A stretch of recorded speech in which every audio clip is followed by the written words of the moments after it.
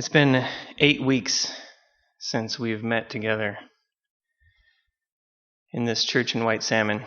I'm actually standing in the church in White Salmon looking out at these empty orange pews. I know I could record this from my phone from home, but I'm old-fashioned and this feels different. 8 weeks. I miss the collective experience of worship together. I miss the unexpected blessing that comes from seeing others experience God and bring fresh insight, fresh experiences. And to behold that and to see that is just a blessing in itself, to see someone else that's in tune with God. I miss the iron sharpening iron of our discussions together. I miss fudge. If you're not sure, if you're listening to this and you're like, what is he talking about, fudge? Just come to our church when it's reopened and just say, I'm looking for fudge, and you will find out what I'm talking about. I miss fudge. Well, there's a lot of Bible stories with powerful collective worship. Large groups, Solomon's dedication of the temple, an amazing coming together of not just a congregation or a city, but an entire nation coming together to dedicate themselves, dedicate the temple, and rededicate the nation. The thousands of people that followed and listened to Jesus and were fed. And Revelation 5:11 says, Then I looked, and I heard the voice of many angels around the throne, and the living creatures and the elders, and the number of them was myriads of myriads and thousands of thousands, saying with a loud voice, Worthy is the Lamb that was slain to receive power and riches and wisdom and might and honor and glory and blessing. It's a huge gathering. But in the Bible, there's even more examples of lonely personal worship. You don't have to look far. You see Enoch walking with God. You see Job by himself crying out to God. You see Moses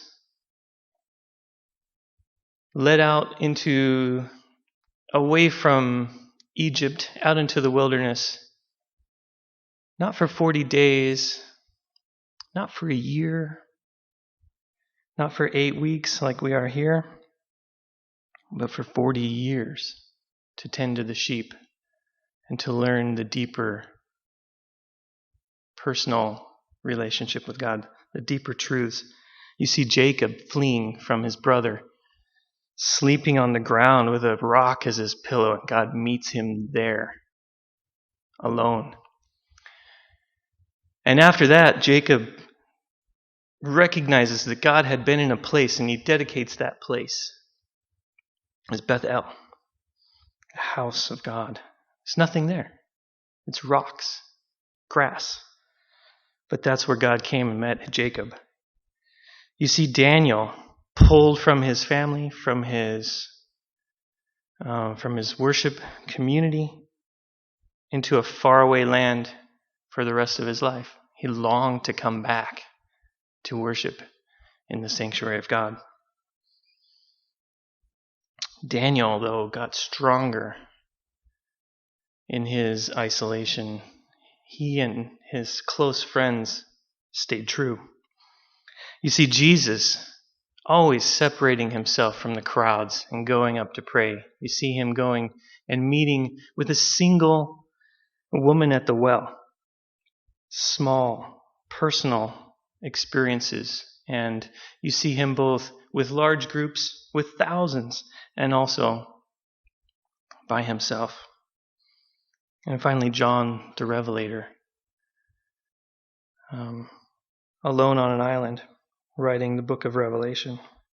So many examples of these people that God used in powerful ways, doing small things with only one person with God I want to talk about Elijah. God gave Elijah a message to give to wicked King Ahab that there's going to be 3.5 years of no rain. And then God tells Elijah to go and hide. Go and hide by the brook Cherith. But after no rain, the brook dries up. So God tells Elijah, go to Zidon and meet a widow. Now, this is a strange plan. A strange plan to lead a prophet. So he meets this widow, and she's preparing a last meal for herself and her son. She's taking the last little bit of oil, the last little bit of meal, and preparing a final meal. And then she says, and then we're going to die. We're going to starve to death. There's a famine, a lack of rain, and there's no food. And God's plan is this. Elijah goes up to her and says, okay, you have a little bit of food. Make some for me first. I don't think he said it that way. Make some for me. And he added a promise to that God would make the food and the oil last until the rains came back. And the widow believed. So she makes the food for the prophet. And the promise comes true.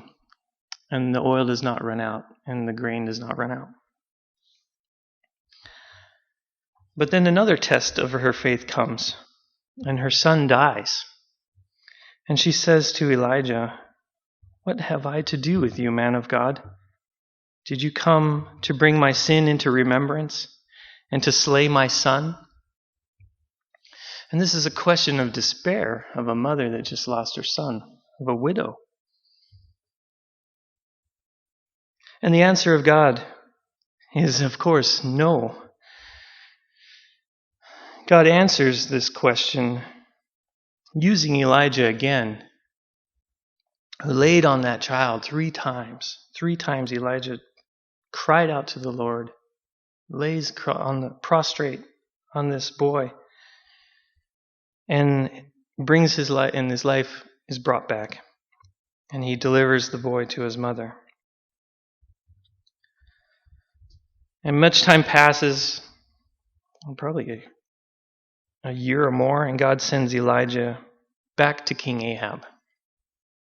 Elijah meets with Obadiah first. So Ahab and Obadiah are out looking for some pasture land for the king's livestock.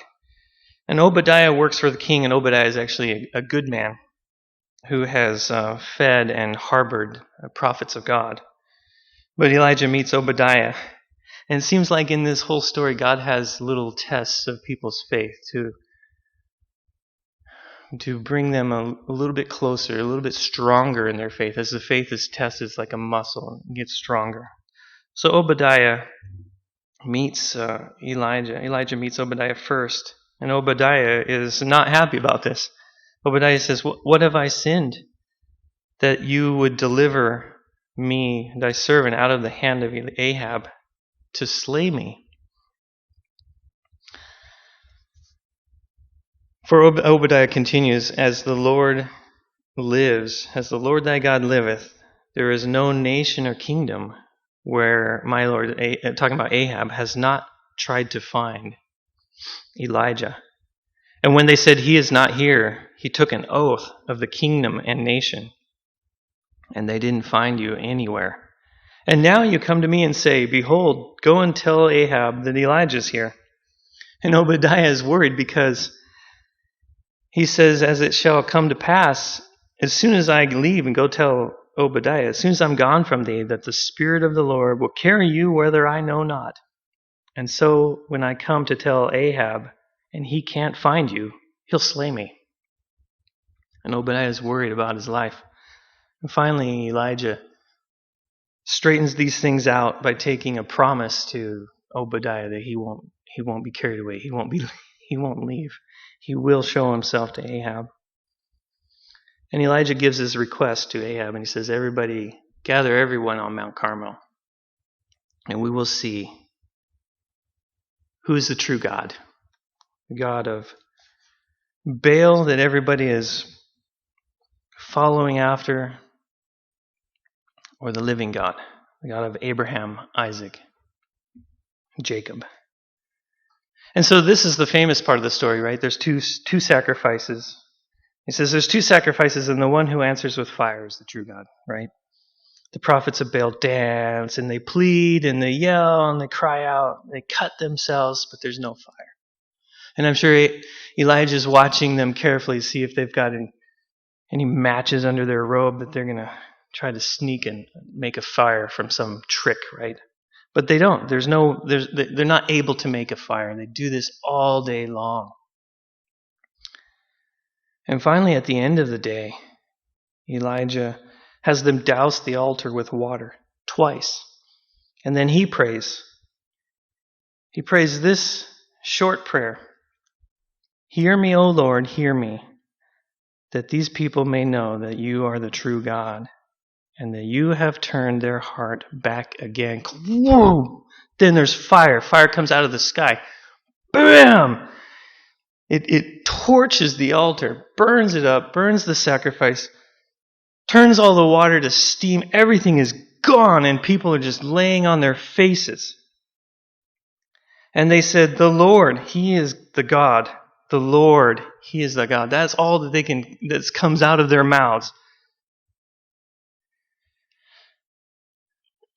And so Elijah tells Ahab after this that the rain is coming.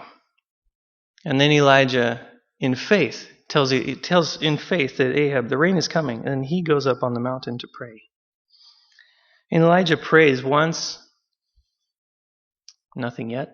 Twice, nothing yet. Prays several times, each time sending his servant to look. And finally, on the seventh prayer, he sees a small cloud, and Elijah, also in faith, says, that's it. That's the rain's coming. Tells Ahab, you should get back to the palace. It's going to start pouring.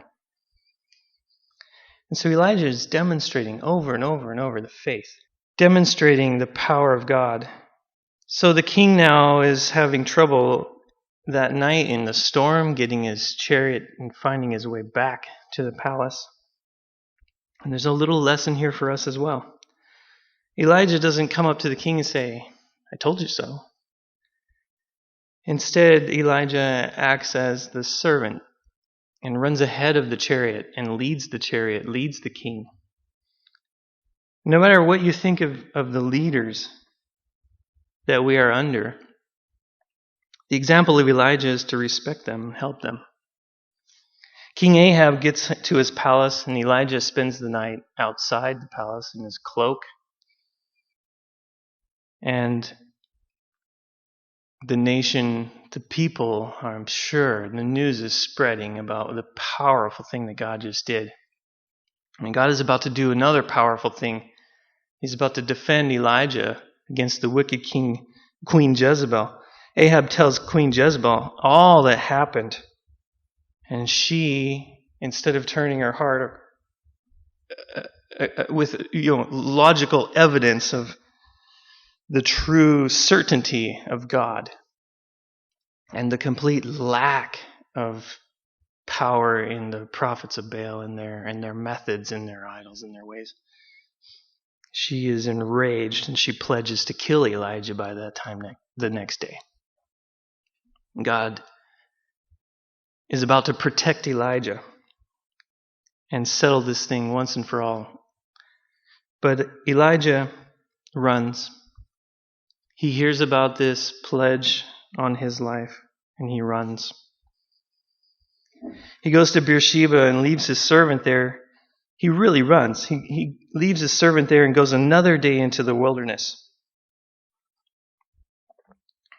1 Kings 19:4 says he requested for himself that he might die. So he's talking to God and he says, it is enough now, O Lord. Take away my life, for I'm not better than my fathers. He just wants to die. The despair. He went from such a high point to such despair.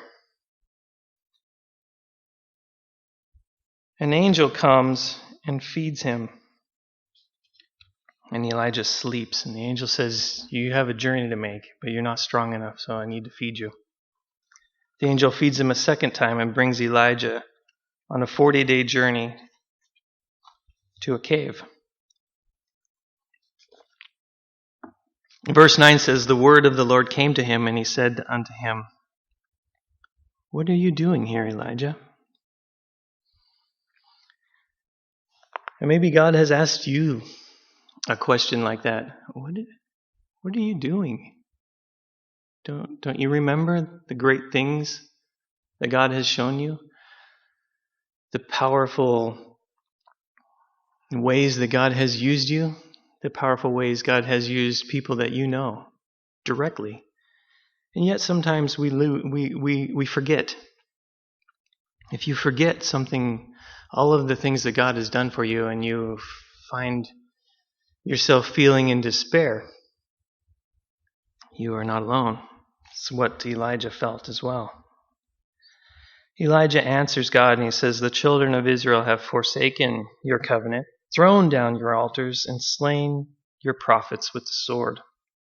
And I, even I only, am left, and they seek my life. And you can see what Elijah is feeling here. And God said, go forth and stand upon the mountain before the Lord. And behold, the Lord passed by, and a great strong wind rent the mountains and broke in pieces the rocks before the Lord. But the Lord was not in the wind, and after the wind an earthquake. But the Lord was not in the earthquake, and after the earthquake a fire. But the Lord was not in the fire. And after the fire, a still small voice. I love that story. It tells you so much about God. Because previously on the Mount Carmel, God absolutely came in fire and burned up that sacrifice, burned up the altar, burned up the water, everything with such power. Yet, this is not how he chooses to interact with us on a personal level. Not with powerful things, not with a loud voice, but with the still small voice. This is the type of God that we follow. And it was so when Elijah heard it, and we're so glad that he could hear it, he wrapped his face in his mantle, and he went out, and he stood in the entering of the cave. And behold, there came a voice unto him and said, this is God asking Elijah a question. What are you doing here, Elijah?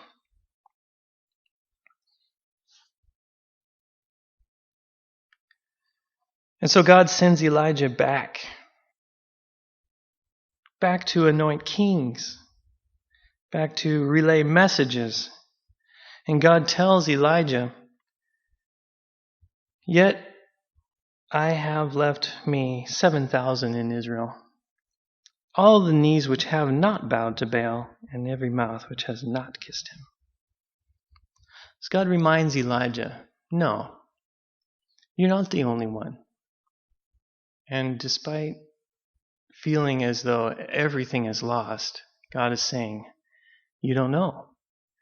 Everything is not lost. I have 7,000 in Israel that have not bowed to Baal.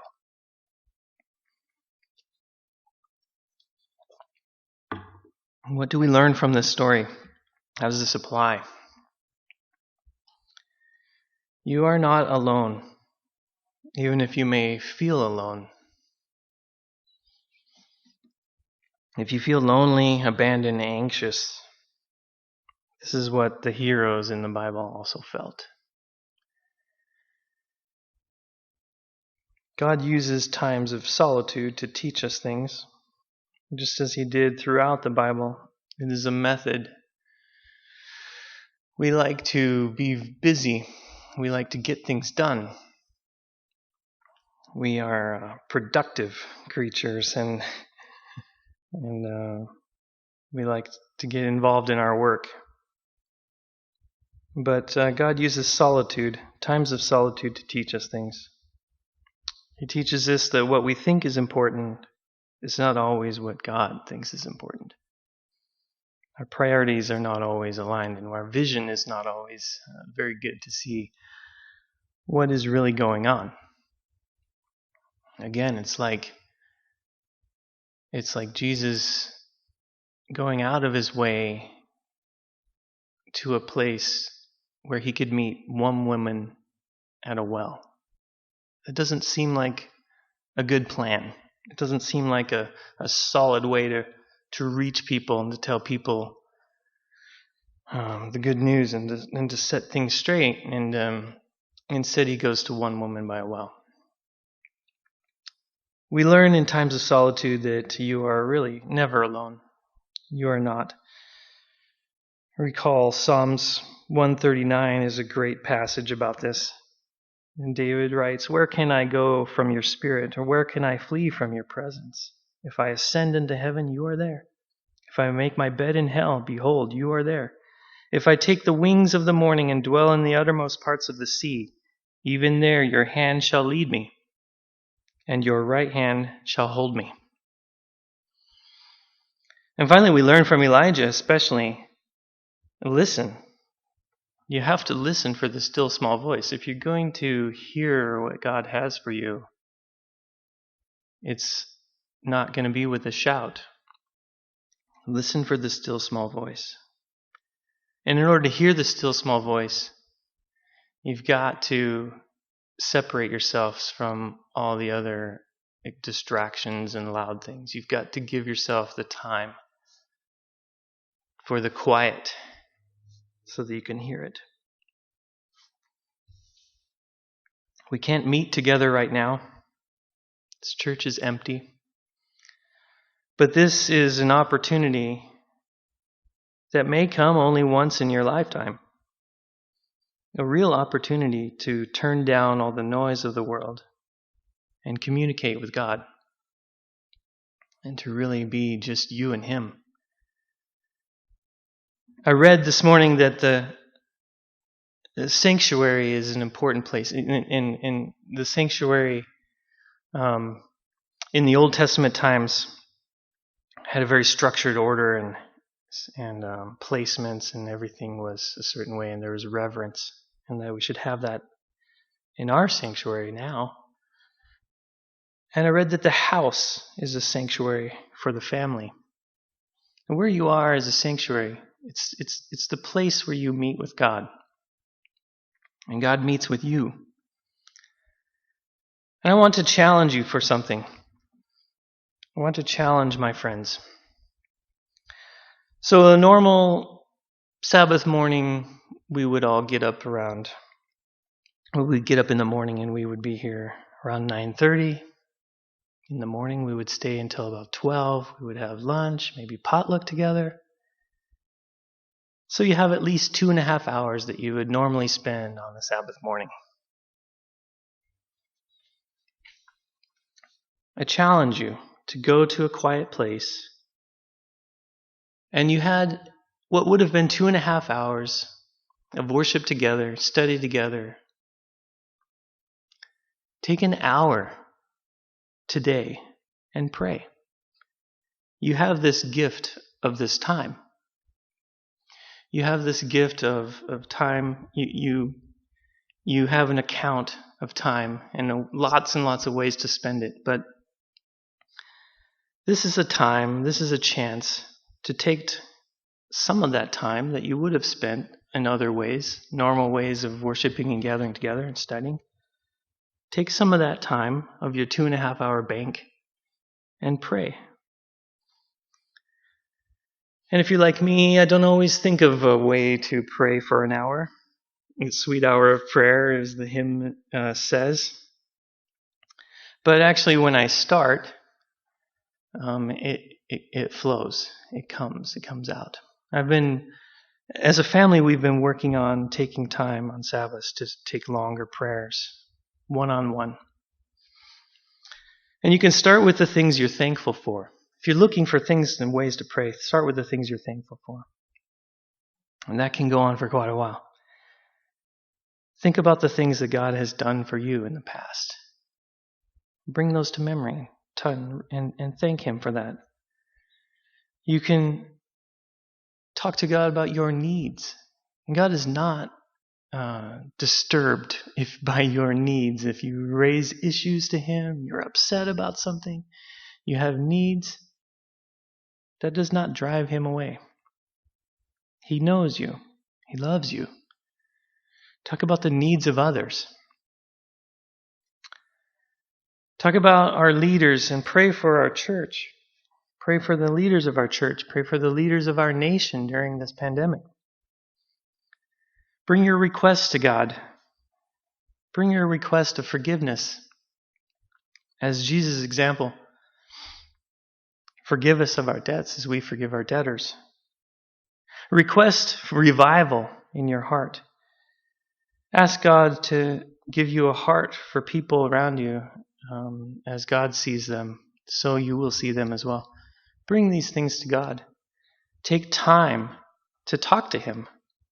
Take a verse or a passage. You can take Psalms 139 that I read just a little bit ago.